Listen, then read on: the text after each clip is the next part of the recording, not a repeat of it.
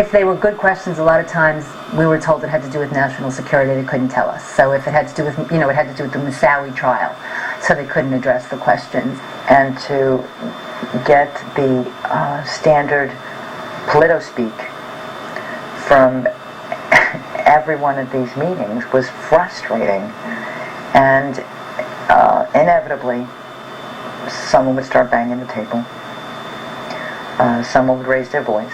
And I truly lost my temper. I just said, what is this crap that you're talking about? And we brought up the put options. Federal officials have begun a major investigation into whether someone or many people benefited financially from the evil done to the country last Tuesday. Not long before the attacks occurred, there were some financial transactions in the stock market that may indicate knowledge of the attack before it began. The week prior to 9/11, there were puts on the airlines. And it wasn't just all the airlines, it was on American and United, which meant you were betting that those airlines' stock prices would go down. The trades are called puts, and they involved at least 450,000 shares of American. But what raised the red flag is more than 80% of the orders were puts, far outnumbering call options, those betting the stock would rise. Sources say they've never seen that kind of imbalance before. After the terrorist attacks, American Airlines stock price obviously did fall. According to our sources, that translated into well over $5 million total profit for the person or persons who bet the stock would fall. One example, United Airlines. The Thursday before the attack, more than 2,000 contracts betting that the stock would go down were purchased, 90 times more in one day than in 3 weeks. When the markets reopened, United stock dropped. The price of the contracts soared, and someone may have made a lot of money fast.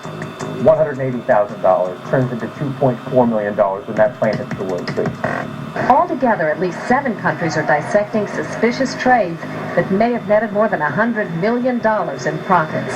And there's much more, including an extraordinarily high number of bets against Morgan Stanley and Marsh & McLennan, 2 of the World Trade Center's biggest tenants. Merrill Lynch was involved, and I said, Merrill Lynch's stock was 48 the day before 9/11, and I said the next day it was down to 41. This is kind of fishy. I said, suddenly, you have these 2 major airlines, and their stock go down, they go down tremendously, and somebody's making lots of money off of 9/11. And the answer that we got was, we've investigated, and we find no unusual trading activity. Could this be a coincidence? This would be one of the most extraordinary coincidences in the history of mankind if it was a coincidence. It is absolutely unprecedented to see cases of insider trading covering the entire world, from Japan, the United States, North America to Europe. So we said, well, you know what? What would make me feel better is tell the story. Can you follow up on that? Can you tell us, can you be more specific? Can you pull up the trades? Can you, show us what really happened? Who did those trades? Based on what research did they have that just those 2 airlines? And where is the money, and did it get dispersed? Investigators now believe that in this climate, even the most secretive banks will hand over information to expose the most devious kind of insider trading. Sources say U.S. investigators are making headway in tracking down suspicious stock trades made just before the attacks. We can directly work backwards from the trade on the floor of the Chicago Board's Option Exchange. That trader is linked to a brokerage firm. That brokerage firm received the order to buy that put option from either someone within their own brokerage firm speculating, or from one of their customers.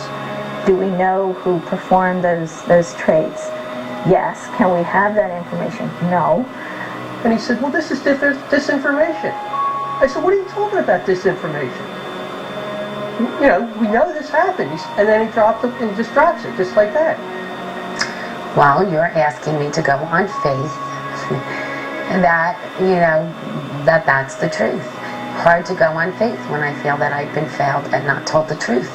They weren't really forthcoming and truthful with us.